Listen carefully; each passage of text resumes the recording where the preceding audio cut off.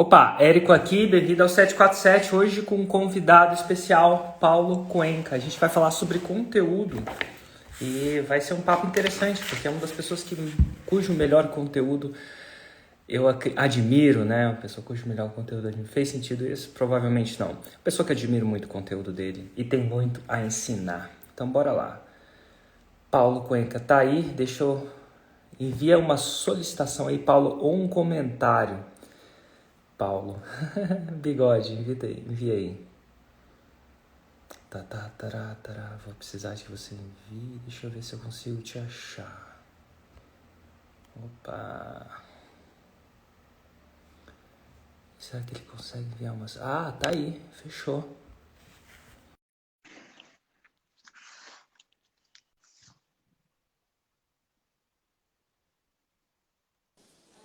Fala, Bigode. Tudo bom? E aí, Érico, beleza contigo? Tudo ótimo. Uma live meio que de última hora. Eu vou te contar a história Sim. real dessa live.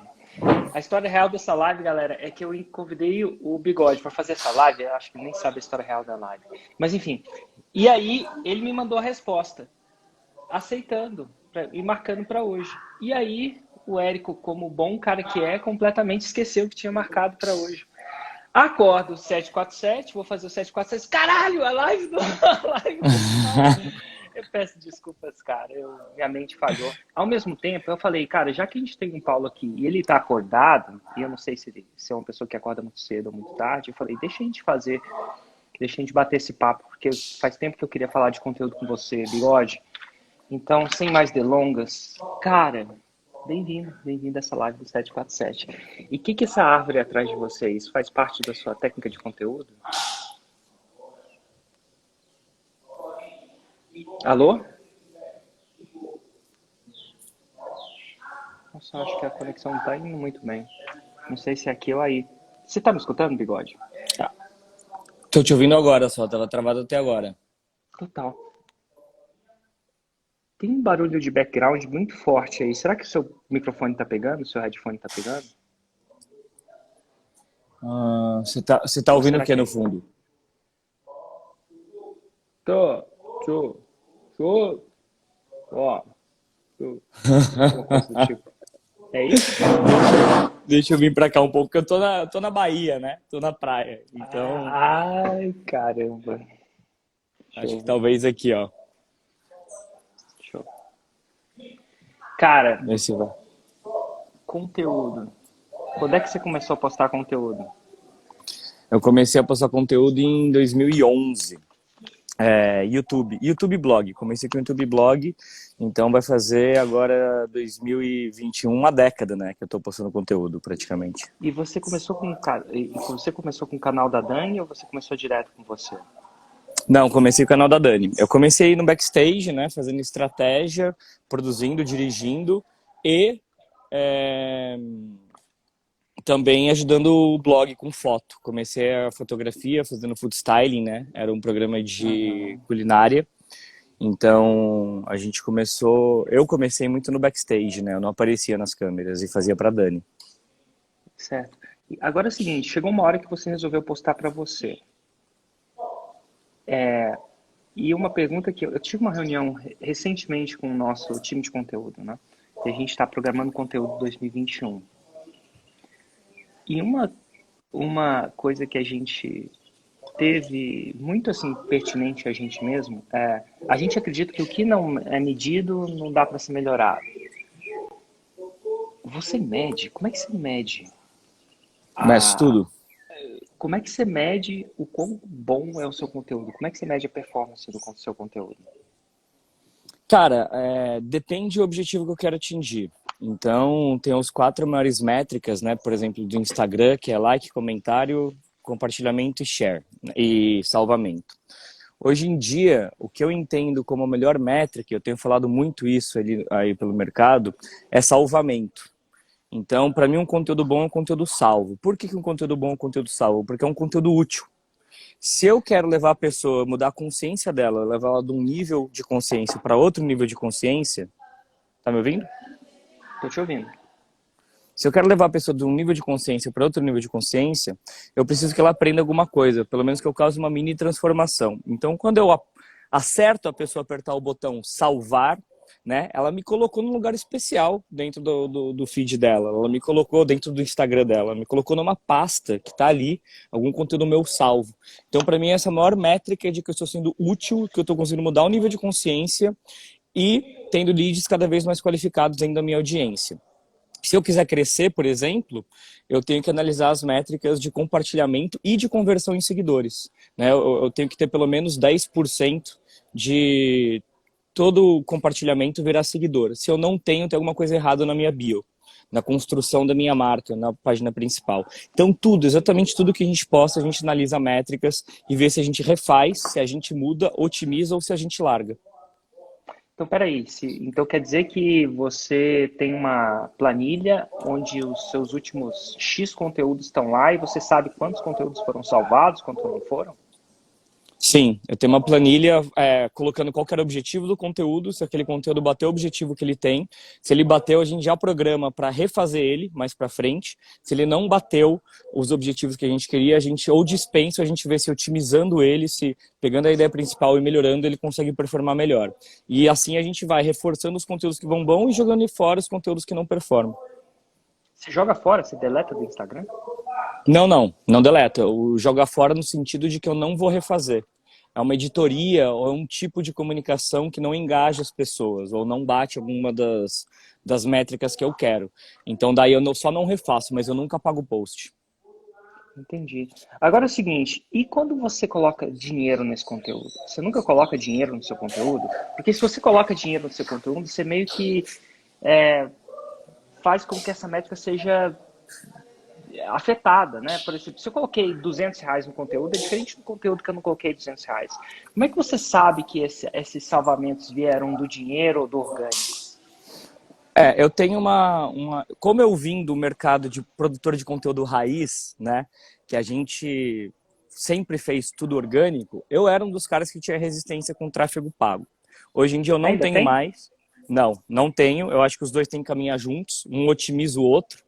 Só que eu tenho uma regra. Eu só impulsiono coisas que performaram acima da média. Então eu primeiro pego a métrica no orgânico, eu falo, opa, performou acima da média. Daí eu pago. Porque o que eu tenho na minha cabeça? Se eu coloco dinheiro num conteúdo que não performou no orgânico, é como se eu desse anabolizante para uma pessoa que está sentada num sofá. Eu vou dar anabolizante para o cara que está correndo e ganhando 100 metros. Eu quero que ele corra mais rápido 100 metros. Eu já quero dar um gás a mais para o campeão, e não para que eu não sei quem que é o campeão. Então eu fiz isso nos meus últimos 2 lançamentos, só que sei lá, coloquei R$ 10.000, né, em um lançamento e 12 mil em outro e faturei 7 em um, né? Porque o meu conteúdo era o Tem um conteúdo bom que retorno eu maior que a otimizei. poupança, né? É um retorno maior que a poupança. Pô, 10 mil volta 7 em um. É. Interessante isso. Então, assim, você está medindo salvamento. E aí é o seguinte, o que gera mais salvamento hoje? Qual é o formato e qual o tipo de conteúdo que gera mais salvamento para você hoje? Carrossel que gere uma transformação na pessoa. Que ela consiga entender como que ela sai do ponto A e vai para um ponto B. Alguma mini transformação. Esse é o conteúdo que de longe dá mais salvamento. Então hoje, e quer dizer que então você tende a focar mais nesse conteúdo hoje? Como é que é o seu processo de construir carrosséis hoje? O meu processo de criação de conteúdo são lives. Então, por exemplo, vai ter alguém aqui da minha equipe vendo essa live que eu faço dentro do meu curso pago, live que eu faço no meu YouTube. E são 2 jornalistas da minha equipe que elas decupam o que eu falei e conectam uns pontos e depois eu aprovo. Olha, você falou sobre 3 maneiras de humanizar os stories aqui, juntando essa live com essa live. E daí a gente sempre faz um formato que tem que ser mais de uma coisa, né? 5 erros comuns no Instagram, 3 mitos que você acredita que existem no Instagram e não existem. Todas essas coisas que faz a pessoa ter uma lista, uma sequência, faz ela salvar. Interessante. Se você fosse criar agora um carrossel sobre o que a gente já falou agora, o que você criaria? Como é que seria mais ou menos? Até agora, com esse conteúdo raiz agora, o que que a gente podia fazer um brainstorm? Qual que é a mini Eu, transformação que você criaria agora? eu falaria onde colocar, onde investir seu dinheiro de tráfego pago se você tiver pouco dinheiro de tráfego. E daí eu ia Certo. falar sobre como fazer conteúdo salvável e a importância dele. Eu ia fazer algo assim, ó, três dicas para produzir um conteúdo salvável e que vai aumentar seu faturamento. E Tá. daí, Dica um provavelmente, dica um seria carrossel. produzir um carrossel. Dica 2, analisar as métricas e ver qual dos carrosséis saiu da sua média padrão. Porque muita gente pergunta para mim qual que é a média. Não existe uma média geral, existe a sua média. Qual que saiu da sua média? Passo 2, analisar suas métricas e ver qual saiu da sua média padrão. Passo 3, colocar dinheiro de tráfego nos posts mais salvados. Anabolizantes nos bombadinhos.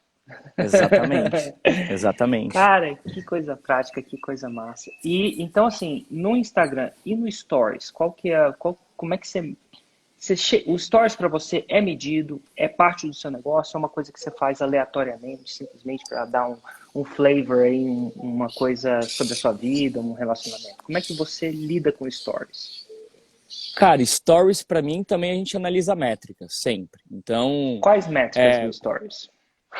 compartilhamento. Quando eu vejo que os stories eles foram muito compartilhados, quer dizer que eu tenho um conteúdo ali que eu posso ou aprofundar, ou fazer um IGTV, ou fazer um post no feed. Então, no final de cada dia, a gente vê quais foram os posts mais compartilhados nos stories, né, as telas mais compartilhadas, e isso daí vira conteúdo. Então, eu Alguém trabalho... chega lá e fica lá olhando, abre o seu Stories, foi compartilhado, bota na planilha, foi compartilhado, bota. Tem alguém que faz isso na sua equipe? Tem alguém que faz isso na minha equipe. Massa. Então, esse é um padrão de fazer. A minha ideia é que eu faço derivação de conteúdo. E eu faço conteúdo raiz e Nutella, conforme você fala, só que numa outra chave, né? Eu transformo... A diferença é que eu transformo em outros tipos de post, né? Então, a lógica é a mesma. A lógica é a mesma como várias pessoas fazem, só que a derivação ela fica com uma roupagem nova e dela não fica com cara de derivação. Então, igual essa live que a gente estava fazendo, em vez de eu recortar o pedaço, ia ser um carrossel. Os stories é a mesma coisa. Em vez de eu refazer aquele stories, ele vira um conteúdo novo, a partir de um conteúdo antigo, do conceito antigo. Então, essa é uma métrica. E a outra métrica que a gente vê nos stories quer dizer, daí não é métrica, 20% do conteúdo ele tem que ter algo mais humanizado, não pode ser só caixinha de pergunta, tem que ser algo que dê uma tridimensionalidade para o meu conteúdo e as pessoas tenham mais o porquê de me seguir, como se fosse uma cebola, tem várias camadas de justificativa para me seguir, não só o meu conteúdo útil. Dá um E exemplo de uma justificativa razoável para te seguir que não seja o conteúdo útil. é relacional, né? Então, eu tô aqui na praia, por exemplo, e eu peço um suco e eu falo que eu gosto de suco de abacaxi hortelã, né? Apesar de eu não entrar numa intimidade, né? Eu mostro para as pessoas que, pô, Você todo mundo gosta tá de ali do outro suco de lado. abacaxi com hortelã? Amo suco de abacaxi hortelã.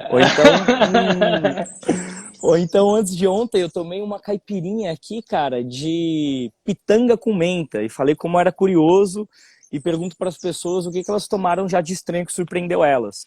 Então, eu faço a pessoa pensar também na vida dela e se relacionar comigo como um amigo também, né? Não ser só uma coisa útil, utilitarista.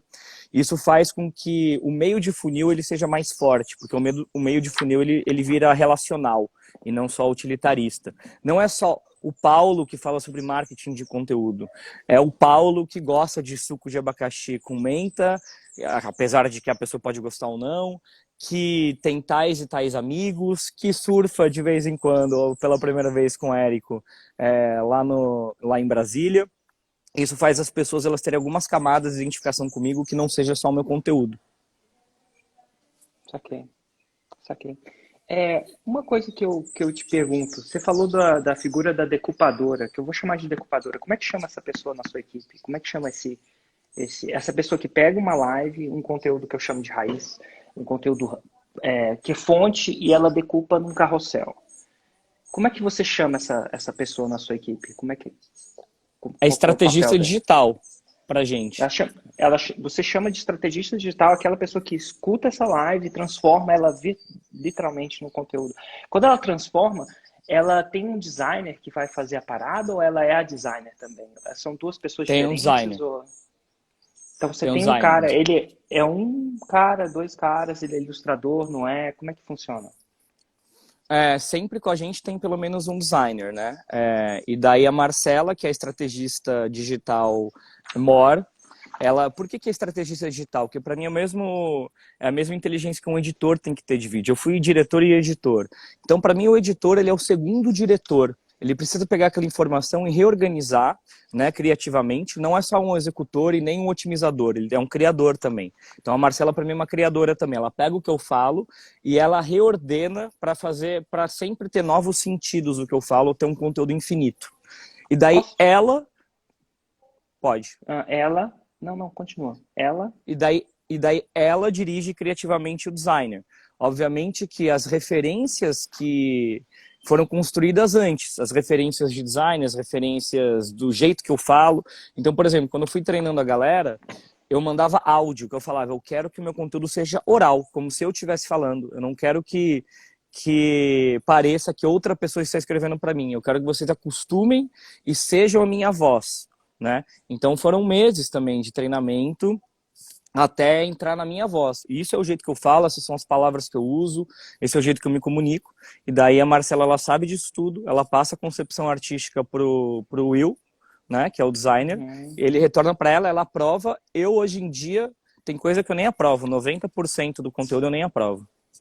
Então tá bom, a estrategista digital. Deixa eu voltar a uma dificuldade que eu tenho.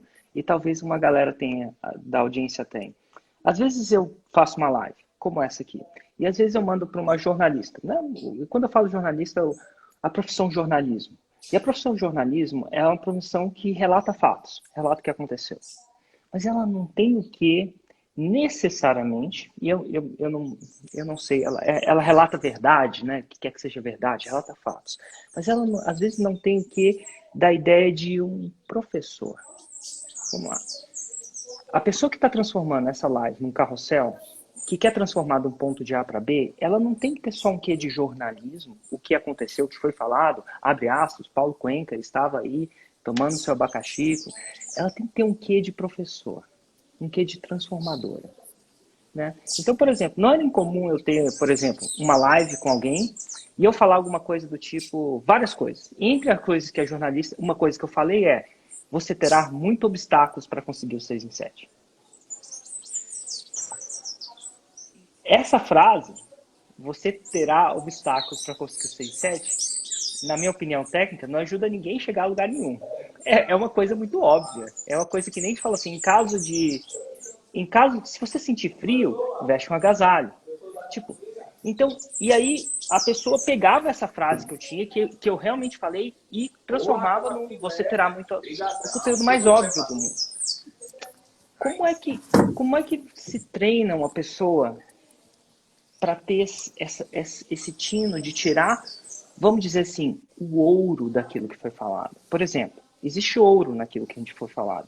Existe umas, por exemplo, eu tô anotando, cara, salvamento é o poder, aparentemente.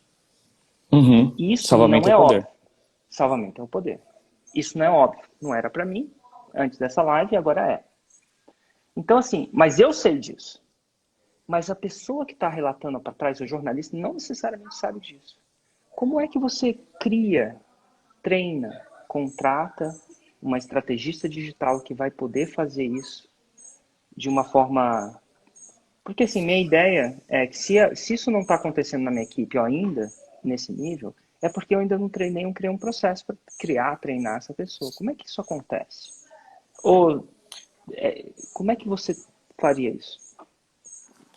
A pessoa ela tem que ser treinada com os princípios, né, que regem a sua comunicação e não com o microgerenciamento do que ela vai fazer. Então, por exemplo, você está falando de obstáculo do 6 em 7. Eu, na minha cabeça, já transformaria os 3 maiores obstáculos do porquê você não faz o 6 em 7 e uma forma e uma solução para conseguir. E daí isso para mim já seria um carrossel, só de você falar essa frase, entendeu? Eu E também. daí... Mas como é que o eu treino ela princípio... para pensar assim? É assim, é quase como se fosse cultura de empresa. Tem que dar a solução. Tem que transformar a dor da pessoa, ou você mostrar para a pessoa as dores dela, ser muito didática nas dores dela. Olha, você tem tal, tal e tal dor, ou você tem que dar a solução, tal, tal, tal e tal solução.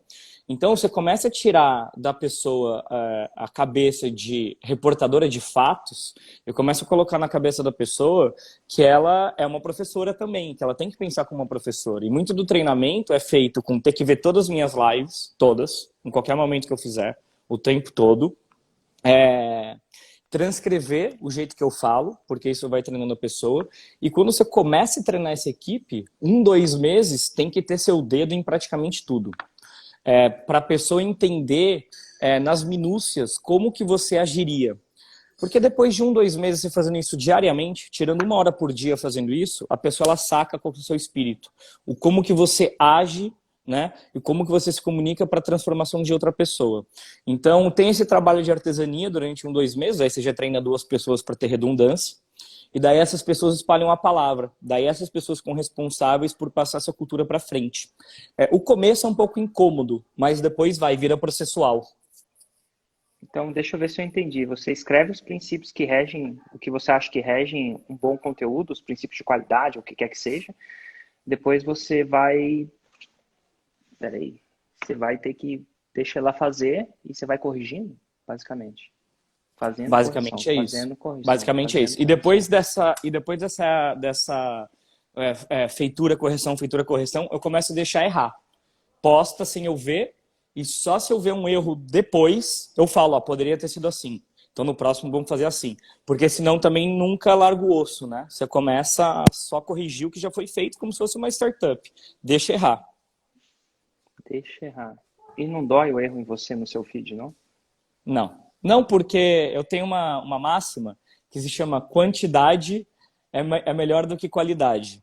Então, amanhã tem outro post. Hoje, mais tarde, tem outro post. Aquele post que não foi bem, tudo bem. Ele vai ser superado por um post que vai passar aí bem. Tá bom. Que massa, cara. Ótimo. Vamos falar de YouTube? É uma parada Vamos. que eu sei que você não domina, que você não sabe nada de YouTube, nunca mexeu lá. Não, brincadeira. Cara, qual é o approach do Paulo Cuenca? Eu sei que eu já vi... Eu converso muito com o Ladeirinha, comediante aí que tá aí tentando sua carreira no stand-up, sobre o YouTube. E eu vejo como é diferente, eu observo como é diferente o approach que ele tem com a Kátia do approach que ele tem com ele. Uhum. E você também tem essa diferença? O approach que você tem com o canal da Dani versus o approach com o seu approach do Paulo no YouTube? Totalmente. Qual Totalmente. é a diferença? O canal da Dani, né, que eu fiz parte durante muitos anos, ele é um canal de infotenimento, mas muito mais puxado por entretenimento do que por info. Então, acho que todo conteúdo tem que ser infotenimento, ele tem que ter informação com entretenimento. Só que você tem uma escala aí dentro, né? Então, tem alguns que puxam mais para o lado, outros mais para o outro. Quando você puxa mais para o entretenimento, que era o caso da Dani, você não trabalha tão forte o SEO, a indexação do conteúdo como conteúdo pesquisável. Então, eu estou mais preocupado em servir minha base de fãs que está lá do que procurar outros fãs o tempo todo, no caso do canal da Dani, né? E menos preocupado com cauda longa. Então, por exemplo, se eu vou fazer um bolo de chocolate, eu não necessariamente, né, na época da culinária, eu colocaria todas as tags necessárias como a pessoa procura para ser um conteúdo pesquisável. Eu me preocupava muito mais com uma thumb forte e com um título forte chamativo, porque a métrica mais importante, as 2 métricas mais importantes para o YouTube é CTR, que é Click-Through Rates, e Watch Time. Então, a velocidade que as pessoas clicam na thumbnail e o tempo que eles ficam de sessão é o que faz um canal crescer ou não. Então, isso é que eu me preocupava com a Dani. Ponto. Nessas 2 coisas. Quando eu, Paulo, passo a fazer conteúdo para mim, eu me preocupo muito mais com indexação a longo prazo. Porque o tema em si não é sexy. Marketing digital, marketing de conteúdo não é sexy. Ele é menos entretenimento e mais info, né? Então eu preciso que as pessoas que vão atrás do meu conteúdo, elas já estejam no nível de consciência, de conscientes do problema. E elas estão procurando alguma coisa, porque o YouTube é um grande buscador. E é aí que eu entro. Eu indexo aí. Eu tenho 30 mil seguidores, né, no meu canal novo, e já tem vídeo com 40, 50 mil, porque eu sei indexar. Então, o meu trabalho é um pouco mais racional, no sentido de longo prazo, do que o canal da Dani. Olha, que interessante isso. Vamos tentar colocar um exemplo para eu conseguir didaticamente visualizar o que você quer dizer. O que que você quer dizer aqui, ó? Você falou uma coisa interessante. Eu tenho canais, tenho vídeos com mais visualizações que o meu próprio seguidor, porque eu consigo indexar. Então, indexar, eu comecei a sacar aqui, o Érico, estrategista digital, falou assim, opa, indexar é importante, né? Você estava falando, indexar. Então, vamos dar um exemplo de uma coisa que você usou a indexação e que te deu resultado. Vamos lá, vamos concretizar isso. Como crescer no Instagram? É um termo muito pesquisável, né? Então, como que você descobre qual que é o termo pesquisável? Indo num lugar tipo Google Trends, ou até usando o autocomplete do próprio YouTube. E daí você vê que como crescer no Instagram é um termo muito pesquisável. Logo, supostamente é um bom título, porque as pessoas pesquisam isso. Então você coloca no vai título ter esse tráfego do buscador em si. Exatamente. Só que para você indexar no YouTube, tem algumas regras que você tem que fazer. Você tem que ter a palavra-chave no título ser a mesma que tem na descrição, e tem que ser a mesma que tem nas tags. E nos primeiros 10 segundos de vídeo, você tem que falar sobre o que o título fala, segurar a pessoa. Por quê? Porque normalmente no YouTube, como é pesquisa, se a pessoa ela entra no seu conteúdo e não está aquele conteúdo lá nos primeiros 10 segundos, ela sai. Cai o seu watch time e você não consegue indexar. Porque para indexar, o YouTube ele quer que você esteja um watch time de pelo menos 50%. E daí ele começa a te indexar. Então, se a palavra-chave de Instagram, uma das palavras-chave é salvamento no YouTube é indexação, para o Paulo Cuenca, é isso? Com certeza absoluta. No YouTube, indexação, mas a palavra-chave que eu diria de YouTube é watch time, é retenção. Todos os canais grandes, absolutamente todos os canais grandes de YouTube trabalham com o jogo da retenção de audiência. Qual a métrica que você usa? Se você chega e olha o seu vídeo e fala, esse teve retenção X, eu sei que o YouTube vai olhar isso para falar para o seu vídeo. Qual as métricas que você olha nos seus vídeos para saber quem são os campeões, vídeos campeões, quero fazer mais disso e os vídeos vou deixar de fazer mais disso? Retenção. Então, você olha abre cada retenção. Vídeo, você abre retenção, você tem a retenção dos últimos 3 vídeos, você sabe disso? Sei. Então, porque essa é a métrica que faz crescer no YouTube. Essa é a única métrica que faz crescer no YouTube. Se eu dava mentoria, eu fazia canal dobrar de tamanho só tirando começo e final de vídeo. Tira esse começo, tira esse final, pum, aumentava para 70% a retenção, o canal cresce. Porque o que acontece no YouTube é tempo de sessão, né? Além do seu, e não relativo, absoluto. Então não importa tanto a porcentagem, mas o tempo de sessão. Então minhas lives de 2 horas, eu tenho lá uma retenção de 30%. Então eu tenho 12, sei lá, 40 minutos de watch time.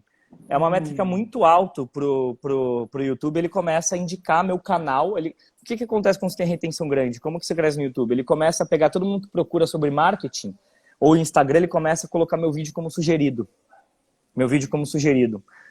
O que faz crescer no YouTube é o YouTube te recomendar. Essa é a grande mágica, diferente de todas as outras redes. Daí o YouTube começa a te recomendar. Ele começa a falar, opa, por que ele começa a te recomendar? Porque quanto maior o vídeo, quanto mais watch time, mais publicidade eles conseguem colocar no meio, né? E mais eles ganham dinheiro, o YouTube. Então ele fala, opa, esse canal aqui consegue segurar muito usuário, serve esse canal. E daí você passa a crescer. Aí a métrica ouro, retenção. Legal. Vamos lá, vamos criar uma pergunta diferente. Se eu falasse assim, Paulo Cuenca, Vigo Bigode, eu quero que você triplique o seu Instagram hoje. Quando eu falo triplicar, sem diminuir a qualidade. Eu acho que você tem um avatar, um cliente ideal, uma persona que você procura. Você não quer necessariamente perder essa persona. Você não quer fazer vídeo de entrando numa banheira de gelo porque isso não é da sua persona, simplesmente porque você quer. Então, assim, sem falar isso. E assim, eu te dou recurso e equipe limitados. Então, eu sei que você não faz só isso, eu sei que você tem várias outras coisas na sua vida. Trabalhar não é só a única coisa que você faz na sua vida, né? Você tá aí na Bahia, né? A vida tá boa. Então, assim, às vezes tudo tem seu custo, mas vamos lá, eu te dou recurso e equipe limitados. Qual que seria a sua estratégia para fazer isso? Hoje. O Instagram aumentaria para 6 posts por dia.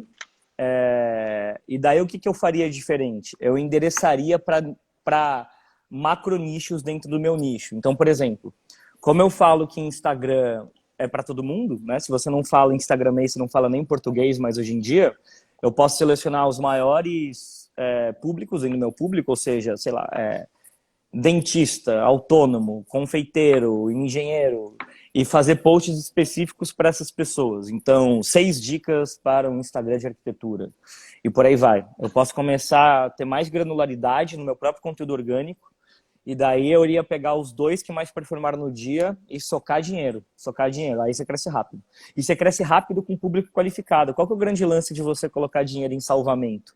O público que vem é um público mega qualificado, porque ele passou de seguir por uma coisa que gera valor, e gera um valor rápido de solução. E daí, quando ele vem para a sua base, ele já vem querendo mais daquilo, e não por um post que viralizou seu e que é muito topo de funil.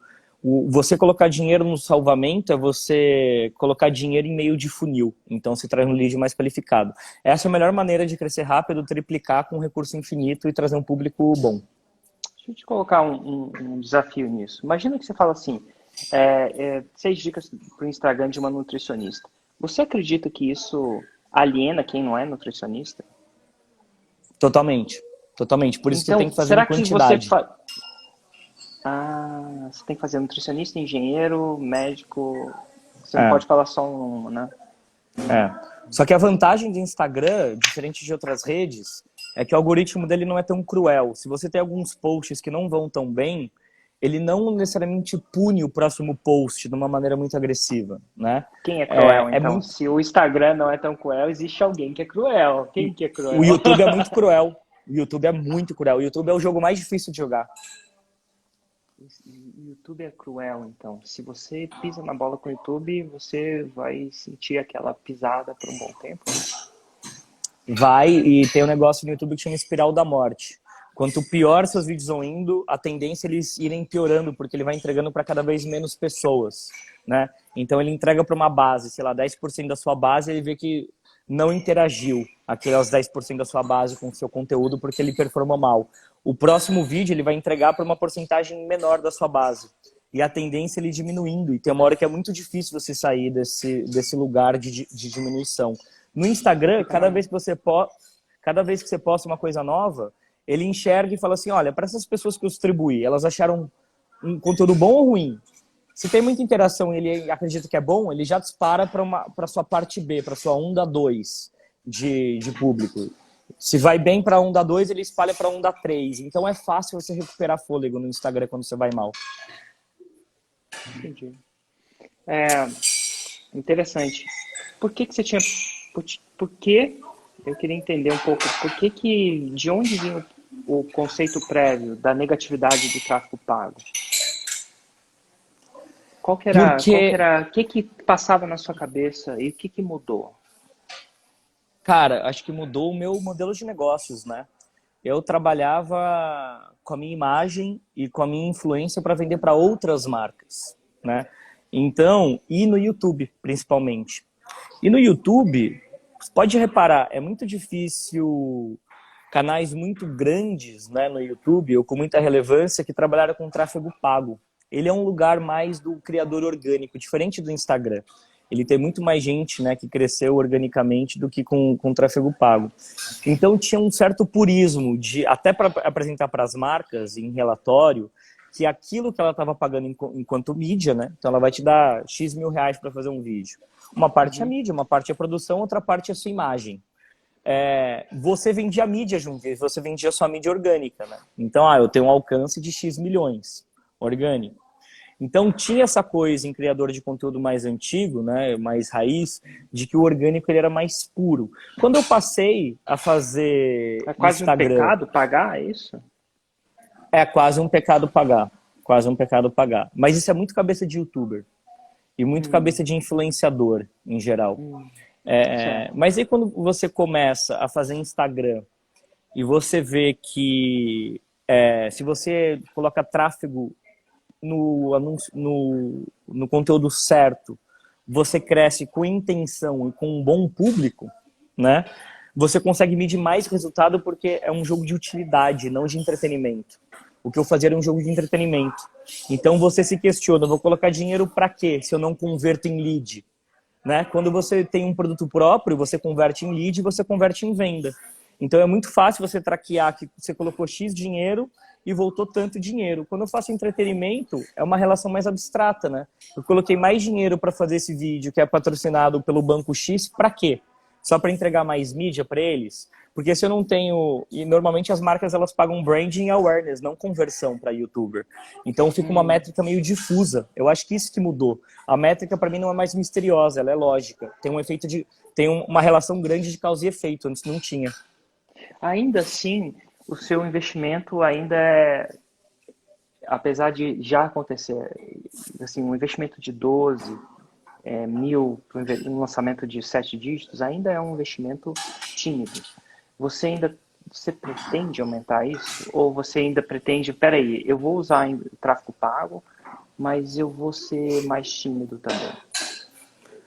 Não, vou em janeiro colocar múltiplos 6 dígitos Então para você tráfego. acredita na escala no tráfego pago também? Isso. Acredito, acredito. Acredito e agora eu vou começar a fazer meus testes, né?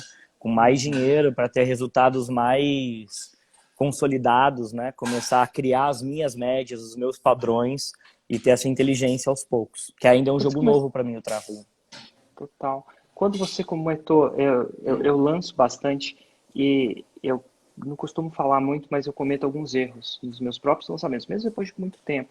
Eu costumo dizer que um bom lançador e um mau lançador, a diferença do bom lançador e do mau lançador é que o bom lançador sabe quando ele foi um mau lançador. Eu acredito que é um pouco disso, né? O produtor, a diferença, o mau lançador, ele é mau e ele não sabe que ele foi mau. Eu acredito que tem um quê disso no produtor de conteúdo. A diferença do extremo bom produtor de conteúdo é que ele sabe quando aquele conteúdo não encaixou. A diferença de um bom stand-up e de um mau stand-up, o stand-up sabe quais os princípios de uma boa piada e ele sabe que ele não acertou tudo. Então, no processo de lançamento, stand-up, lançamento, conteúdo, tem o fato de você colocar alguma coisa e aquela coisa não dar certo. Não vingar, não ter atração que você esperava. Você, recentemente, nesse seu processo de produção de conteúdo, teve alguns viés que você seguiu e que não rendeu, você se abortou nesse processo? Com certeza absoluta, com certeza absoluta. Eu acho que existe uma coisa que é instintiva que eu tinha, mas que eu instrumentalizei. Então hoje eu navego e ensino minha equipe a navegar por instrumentos, né? Não só eu tirei o romantismo da criação de conteúdo. Então como que a gente consegue ser foda e entender e ter clareza, né? Acho que o grande lance, Erika, é isso, é ter clareza do que você está fazendo. Então, por exemplo, Reels é um negócio que eu prego muito para as pessoas. Faz Reels porque você está jogando a favor do algoritmo. Na minha produção de Reels, eu nunca acertei porque não tem a ver com a minha personalidade, não tem a ver comigo. É uma coisa que é um pouco mais confortável para mim e acaba refletindo no resultado do Reels, isso daí. E daí é um negócio que eu abortei. Porque eu também falo assim, cara, nem tudo é para todo mundo. A autenticidade é achar o que funciona para você também. Não só em termos de resultado, mas em termos de você manter sua autenticidade, manter seu branding. A gente nunca pode esquecer, isso é um negócio que eu bato muito na tecla, eu vou fazer isso e vou abrir mão do quê? Né? Ou estou fazendo isso porque isso reforça a minha marca, reforça o resultado que eu quero, ou isso diminui? Então eu sempre tenho que colocar essas coisas na balança. Nunca é resultado por resultado, visualização por visualização. Isso não funciona assim. Então, sim, Reels é um exemplo de que é um negócio que eu prego, eu fiz e falei, cara, isso daqui me tira de uma imagem que eu quero passar. Não vou fazer esses Reels. Talvez eu ainda não achei o jeito certo de fazer Reels. Tá? O problema não é o Reels, é o jeito que eu fiz Reels. Quando eu achar o jeito certo e performar, aí eu acelero. Qual que era o jeito que você fazia Reels? Eu fiz muito Reels tipo nugget. Então, como eu não queria fazer as coisas, eu cortava um pedaço dessa live, por exemplo, e colocava no Reels. E fiz muito Reels daqueles que você vai apontando e aparecendo as frasezinhas, tal, A minha sabe? equipe pediu para fazer isso, eu também me senti mal fazendo. Eu abortei. Exato. Também. Esse eu abortei. Esse eu abortei. Mas ó, eu vou te dar a fórmula do Reels, que aí a fórmula do Reels, ó, já que falar que eu nunca te ensinei nada, vou te ensinar agora. Vou te ensinar o Paulo Cuenca a fazer Reels e bombar. Sabe como é que é? Manda. Entra num freezer. Os rios que bomba é só entrando no freezer. Isso não traz nada para mim, mas tá aí. Quer bombar no rios, entra no freezer. Dá uma olhada nos meus rios, só os que entraram no freezer deram certo. Eu É, gosto muito de você entrando no freezer. brincadeiras à parte. Eu acho que, brincadeiras à parte, por que que eu entro no freezer também? Não faz sentido nenhum, né? Ninguém que entra no freezer quer aprender a fazer um freezer. Então, essa é a parte do conteúdo que eu jogo, às vezes, por pura diversão, né? É o meu abacaxi, eu vou chamar é o meu abacaxi hortelã. Eu acho que é isso, É né? o seu conteúdo relacional, né? Eu gosto muito. Eu já te falei isso. Interessante. Engraçado. É interessante. E o que que você fez que deu muito certo, cara? Você atirou numa coisa que não necessariamente você imaginava que ia funcionar, mas, pô, cara, funcionou acima das minhas expectativas. O que que é o seu freezer? Cara, funcionou muito fazer lives longas. Isso daí eu nunca imaginei fosse funcionar. Tem um live de 2, 3, 4 horas às vezes. Essas Você lives, atirou, elas você não botava tanta fé e uau. foi sem querer, porque era para ser 20 minutos. Só que eu descobri que eu falo demais. E daí eu saí falando. E o que aconteceu é que as pessoas começaram a ficar cada vez mais interessadas no assunto, porque isso é um negócio que depois comecei a conversar com a Dani. Quando você pega uma pessoa e ela fica 40 minutos te escutando, né? Tem família, talvez, se não consiga ficar 40 minutos conversando, alguns colegas de profissão. Quando alguém está disposto a ficar 40 minutos, 1 hora escutando, ela está pronta para aprofundar um relacionamento. E daí eu comecei a ser um grande fã assim, de lives longas, e eu não era, né? Para mim, quando você faz live longa, é um passo muito próximo de você ir do meio para o fundo de funil, né? Quando a sua live tem informações boas, gera algum tipo de transformação, é um jeito muito orgânico no sentido de tipo de conteúdo, e você trazer as pessoas que estão aquecidas para super aquecidas. E eu não tinha isso na cabeça, eu achava que live tinha que ter no máximo 1 hora. Total. Eu vou te fazer algumas perguntas que eu também tenho curiosidade. Eu, como professor, a gente cria-se o transformador, professor, é um jeito diferente. Às vezes a gente é um professor, você está ensinando alguma coisa. Eu tenho as perguntas que me assombram. Ah, me assombram. Não sei se Não eu me, vou saber responder as perguntas que te não, assombram, mas vamos lá. não, mas vamos lá. As perguntas que me assombram não são perguntas que eu não sei responder. Inclusive, você respondeu muito bem. E a razão de eu saber responder muito bem é porque, por mais que eu ensine a parada, a pessoa sempre pergunta a mesma coisa. Parece que eu não consigo dar fim nessa dúvida. Parece que... E assim, eu tenho algumas que me assombram, tipo Roma, né? Se você entrar no 747, que é uma live aleatória minha, eu vou chutar que 80 a 90% das perguntas vão ser relacionadas ao que eu chamo de Roma, ou a super promessa, ou alguma coisa do tipo. E a Roma me assombra. E por mais que eu ensine Roma, a pergunta sempre é Roma. Então, parece que quanto mais eu ensino sobre Roma, e não é que a pergunta é sobre Roma, sobre um aspecto diferente de Roma, não. Não é. É o mesmo aspecto. Eu, às vezes, respondo a mesma pergunta várias vezes. Você tem uma pergunta que é a sua Roma? Cara, você vai entrar numa live aleatória que vai tender a ser a essa pergunta. Qual que é a sua... Ela não te assombra. A palavra assombrar é errado. Ela te persegue. Qual que é a pergunta que, classicamente, se você abrir uma live aleatória, ela vai te perseguir? Você fala assim, não, meu Deus, de novo, não. Não, assim, eu já entrei em paz com Roma. Hoje em dia eu falo, Roma, beleza, vamos lá. E tal. Inclusive eu estou criando 100 maneiras diferentes de responder essa pergunta. Eu estou na 25. Fiz 100 análises de Roma. Eu vou fazer. Isso é Mas muito bom. tem alguma, cara, que você fala assim, não, essa de novo não. Tipo, pô. É que você não vai falar Tem isso uma porque faz parte da nossa profissão ensinar, mas tem uma que, porra. Tem. Como que eu faço diferente? Né? Normalmente é uma pergunta muito clássica. Como que eu faço diferente dos meus concorrentes? Eu não quero ser igual. Como que eu faço diferente? Então Essa é a segura pergunta que... essa, cara. Ah, Segura essa. Segura essa. Bigode, como é que eu faço diferente dos meus concorrentes? Me explica aí, cara. tem... É engraçado. É engraçado, porque essa pergunta ela sempre tem um padrão. A pessoa pergunta isso, você entra no feed dela e não tem nada. Ela não faz nem o igual e quer fazer o diferente. Então, esse é sempre o mesmo padrão. E minha resposta é sempre muito parecida. Eu vou criar 100 maneiras de responder ela. Mas, cara, se você fizer o feijão com arroz todos os dias, com consistência, você é o diferente. A coragem de ser repetitivo, de fazer o básico igual todo dia, com consistência e disciplina, te torna diferente. Quando você busca o diferente, você não entende nem as regras básicas de comunicação, as dores simples que as pessoas têm, e você busca algo, na verdade, é uma desculpa para você não fazer. Buscar o diferente e nunca fazer é uma desculpa para você nunca fazer. Então, desce do salto, faz o feijão com arroz, faz com consistência, faz todo dia que você se torna diferente. Excelente, excelente. Bom, cara, eu geralmente toda vez que eu faço uma entrevista com alguém, eu deixo esse alguém me fazer alguma pergunta. Afinal, eu tenho uma vida diferente em lançamentos e tal. Eu não sei, cara, mas pessoalmente, tem alguma pergunta que você gostaria de me fazer? Seja em relação ao meu negócio, qualquer coisa. Que você ainda nunca tenha me feito, mas, pô, essa eu queria saber.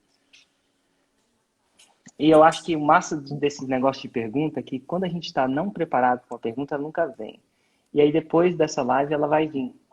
E eu falar isso para você agora, tá te dando tempo de pensar também, né? Porque, pô, se você fosse fez essa pergunta, porque as minhas eram assim, você fazia uma pergunta, quando você respondia, eu já estava pensando na próxima. Então fica muito Sim. mais fácil. Mas assim, do fundo, tem alguma coisa que você queira saber? E se não tiver, tá tudo bem, a gente vai entender também. Mas vamos lá. Eu quero saber sim. Eu sempre enxergo você como um líder, né, de novos movimentos, de novos jeitos de chegar a Roma. Você tem Roma ali, né, a sua Roma, e você vai mudando as maneiras com que você próprio chega na sua Roma, né, e você mostra para o mercado que é possível. O tempo todo dar próximos passos. Eu queria saber qual estrada nova você vai construir para 2021 diferente para chegar na mesma Roma, mas qual que é a nova estrada que você vai fazer? Se você pode compartilhar. Cara, eu acho que tem uma parada que aconteceu mais ou menos em 2019, 2020 comigo, que mudou minha vida. Uma métrica. Mudou, assim, a minha vida, a minha empresa como um todo. Qual foi a métrica? Geralmente é o seguinte, quando você faz um curso, com começo, meio e fim, tipo a fórmula, tipo qual o curso que você vende? Superpoder. Superpoder. E ele é um curso com começo, meio e fim, né? O que a pessoa paga Começo quanto? bem Quanto fim. custa? Geralmente, quanto custa? Quase 2.000. Total. Então, quase 2.000 custa, a pessoa compra e ela entra e sai com superpoder. Só que aí, a coisa que me assombra é o seguinte. Depois que ela compra o curso, e vamos dizer que ela faz o curso, tem gente que consegue superpoder, tem gente que não consegue superpoder. E tem N fatores por isso. Mas vamos dizer que o fator não é mais eu não sei o que fazer. Se ela assistir o curso, ela meio que sabe o que fazer. Então, tipo a dieta. Comer menos, exercitar mais. A gente está careca de saber, nem todo mundo está no seu melhor shape, porque não é fácil, porque influencia outras coisas. Chega uma época que eu falo assim, cara, como é que eu gero mais resultado? Se a fórmula está lá, se eu falo o que é Roma lá, e se a pessoa vem, como é que eu gero mais resultado? E assim, a ideia sempre foi melhorar meu curso. Melhorar meu curso. Aí, eventualmente, de cada um ano eu regravava a forma, vinha alguma coisa. Mas chega uma hora que melhorar o quê? Sabe? O que eu quero dizer é que tudo é melhorável, mas chega uma hora que a gente está começando a encontrar pelo novo. Eu não tenho o grande breakthrough. E aí, meio que eu lancei uma mentoria. Né? Então, o Insider foi uma mentoria que eu lancei. O Insider, basicamente, era uma camada diferente da forma. Mais apoio, análise, feedback, um serviço mais personal training. Chama mentoria. Mas durante o programa teve uma grande sacada. O que aconteceu? A diferença do Insider para o Fórmula é que o Insider é uma recorrência. E o Fórmula não é. Então, o Superpoder não é uma recorrência. Você paga 2.000, você tem acesso à fórmula do Superpoder. O Insider era uma camada superior. E aí, no primeiro ano do Insider, eu fiz tudo eu, mais ou menos eu. No segundo ano, a gente começou a criar uma equipe, a gente queria criar. Mas do primeiro para o segundo, a gente começou a analisar uma métrica. Se eu queria que a minha empresa crescesse e gerar mais resultado, eu tenho dois jeitos de fazer, vendendo mais, ou no caso do Fórmula, não dá para eu vender mais, né? Tipo, o cara comprou, vou vender, talvez Insider, alguma coisa assim, enfim. Mas no Insider tinha uma métrica que chamava renovação. E a gente começou a fazer tentar entender, o que você chama de navegar por instrumentos, né? O que gera renovação? E aí a gente roda NPS, tinha um cara que estava super satisfeito, recomendava para todo mundo, mas não renovava. E tem um cara que não estava satisfeito, não recomendava e renovava. Mas peraí, satisfação não necessariamente era uma regra, era uma métrica que a gente podia confirmar que renovaria a pessoa. Então a gente procurou essas métricas e a gente achou essa métrica. A correlação dessa métrica com renovação é fantástica. É muito. E a renovação é o seguinte, quanto mais resultado a pessoa tem, mais ela renova. Agora vem uma segunda sacada, não é só mais resultado. A gente dividiu o programa em 4 cintos, né, branca, marrom, 4 etapas, e cada uma dessas etapas tinha 3 etapas. Então você tem azul, que é um cara que acabou de fazer um lançamento, versus semente, versus o verde, que fez um lançamento interno, fez uma venda até fazer 70 mil. Então, assim, tem verde de primeiro grau, fez uma venda, verde de segundo grau, fez 30k no lançamento, verde de terceiro grau, fez 70k, e depois tem o marrom, que fez 100k, depois tem o marrom de segundo grau, que fez 3 vezes 100k. Então, a gente começava a ver as pessoas que renovavam, nada do que a gente fazia entendia. Mas quanto mais alto era o grau da pessoa, quanto mais movimento gerava, mais ela renovava. E agora vem a grande sacada. Não necessariamente é o que fatura mais que renova. Tipo assim, não é se o que eu quero dizer assim, o verde segundo grau, que é o cara que fez 30 mil, ele renova a 71%. O verde primeiro grau é 50%. O azul, que não fez a primeira venda, é 24%. Então, aí quando essa métrica veio, eu falei assim, caramba, tudo que eu preciso fazer é fazer a pessoa mudar de grau. Porque quanto mais mudar de grau, mais ela vai renovar. Quanto mais ela renovar, mais ela muda de grau. E quanto mais renovar e mudar de grau, mais faixa preta eu tenho. E aí começou. Só que assim, a gente pegou, isso foi 1 a 2 anos atrás, a gente começou a fazer a pergunta dentro do Insider. Como é que a gente faz essa pessoa mudar de grau? Então, veio várias ideias. Né? Se muda a métrica, né? Se agora essa métrica não é mais like, é salvamento, muda o approach. Faz sentido? Então, Faz muito. então a gente começou a entender, a gente entendeu, vou chamar assim, a gente achou o nosso salvamento no nosso negócio. Nosso salvamento é criar graus, granularidade e depois discutir jeitos de fazer mudar de grau. E aí veio ideias como o desafio. A gente descobriu que o desafio faz a pessoa agir. Se ela age, ela tem a chance de lançar. Se lançar, ela tem a chance de mudar de grau. A gente descobriu feedback, a gente chama de análise, faixa preta. A gente descobriu que quando o cara fazia alguma coisa e alguém dava um feedback, a chance dela mudar de grau era maior. A gente descobriu o que a gente chama de SMA, o sistema de navegação GPS. A gente descobriu, cara, que eu falava 20 vezes os 24 pontos do tráfego para a pessoa fazer antes do lançamento. Pergunta quantos desses 24 pontos ela fazia. Nenhum. Então a gente pegou e fez uma planilha, planilhou para ela, fez uma planilha, dividiu a planilha com ela, a gente chamou isso de GPS. Toda vez que ela ticava, como era no Google Spreadsheet, a gente ticava também. E a gente descobriu que isso fazia. A gente falava que tinha que fazer distribuição no YouTube, por exemplo, mas ninguém faz distribuição no YouTube. No meu mercado, o YouTube é um tabu, né? Todo mundo é Instagram, todo mundo é Facebook, mas o YouTube é tabu. E a gente sabe que, pô, para o cara mudar, se ele começa a fazer no YouTube, tem chance de distribuição, lead, aquela coisa. E a gente começou a fazer o seguinte, ó, colocar isso, uma mistura de GPS, desafio, colocar isso nas paradas. Fala assim, se você fizer isso, se você não completar isso, você pode até lançar e fazer o 6 em 7, mas você não completou o desafio, você não ganha a medalha de completar esse desafio. Enfim, depois que a gente entendeu isso, a nossa empresa mudou completamente. A gente achou o nosso salvamento. Então, o que é o lance? Eu sempre soube que quanto mais resultado seu cliente tem, mais você cresce.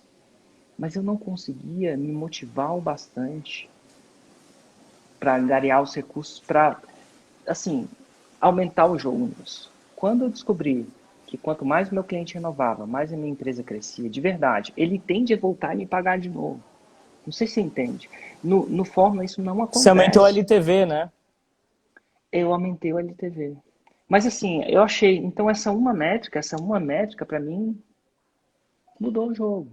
E parece simples, porque é uma coisa óbvia, né? Quanto mais que as pessoas falam, quanto mais seu cliente tem resultado, o seu sucesso é o meu sucesso. É óbvio, né? Quantas vezes a gente Mas o já que não não é ouviu isso? óbvio é como otimizar o resultado, né? E criar esse sucesso do cliente Então, que não é óbvio. O processo é então árduo, né? é processado. Então, por exemplo, e a gente granulariza isso de uma maneira, por exemplo, ano passado, chegou numa época que a gente tinha, na mentoria, 10% da mentoria tinha virado faixa preta, numa, num, num, num, num contexto de 1.000 pessoas, 1.048 pessoas. 100, cerca de 10%, tá? Cerca de 100 viraram faixa preta. Isso é, faturaram 2 milhões aquele ano. Só que tem um anti-100. Você conhece a história do herói, do anti-herói? Para cada herói tem um super vilão. Se eu Uhum. acredito que se 100 viraram faixa preta, adivinha o que acontece? A força antagônica dele é o quê? O cara que continuou faixa branca durante o programa inteiro. Então, 96 pessoas continuaram faixa branca. O Bigode, para o cara continuar faixa branca, ele nunca lançou. Ele não fez um lançamento, nem com zero vendas. E aí a gente pensava, cara, como é que a gente, ao mesmo tempo que a gente celebrava o 100 faixa preta, a equipe falou assim, gente, vamos para a mesa aqui. Como é que a gente faz esse faixa branca lançar uma vez? O que a gente tem que fazer? Rezar, acender uma vela, fazer uma festa. E a gente tentou várias coisas, entendeu? Mas assim, a gente, ao mesmo tempo que acertou o 100 dos caras, a gente fica agonizadamente pensando, como é que eu faço esse faixa branca lançar uma vez? Não é nem fazer um 6 de 7. Lançar uma vez. Porque eu sei que porque ele não lançou, ele não renovou. Assim, uma porcentagem menor renovou, não renovou. E se eu fizesse ele lançar uma vez, ele ia para 24% de renovação para 51%. Uma vez. É Esse é muita uma coisa. coisa. É muita É coisa. muita coisa. E aí, de 51 ia para 70. Eventualmente, quando o cara vira faixa preta do terceiro grau, ele renova ele, a mãe dele, e bota a esposa dele e as funcionárias dele também. Mas, enfim, o que é para mim em 2021? 2021 é continuar olhando o que gera mais resultado, principalmente para aqueles faixas homoduplação. Porque se eu achar alguma coisa... E assim, o desafio não funcionou para esses homoduplação. Desafiar não adiantou. Então, o que é que adianta? E é como você... É o seu paradoxo do Rios, né, o dilema. Eu sei que o Rios funciona, eu só não encontrei um jeito. Eu sei que esses Sim. 10% são... Eu só não achei exatamente como é que eu faço isso. Então, assim, a gente persegue essa pergunta e eu acho que isso que tem dado... Esse é o nosso maior fator de crescimento hoje, eu acho. Né? Além de fazer É conteúdo e tal. muito interessante. É muito bom porque a gente normalmente, em empresa, a gente tende a fortalecer o que já está forte. E vai largando algumas coisas e é isso. Só que você vê que dá para aumentar 20%, né? Às vezes até aumentar 5%, 10%.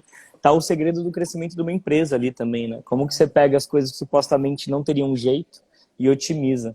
Eu acho É, um belíssima estrada para percorrer, inspiradora. total. Cara, que massa. Eu acho que essa foi uma das lives mais legais de se fazer. Foi muito bom. Vou deixar você sair e continuar suas férias. E foi muito bom. Obrigado pela participação de verdade, tá?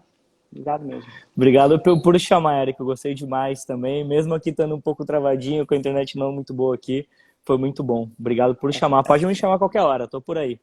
Fechou, então. Abraço, bigode. Tchau, tchau. Abraço, Eric. Até mais.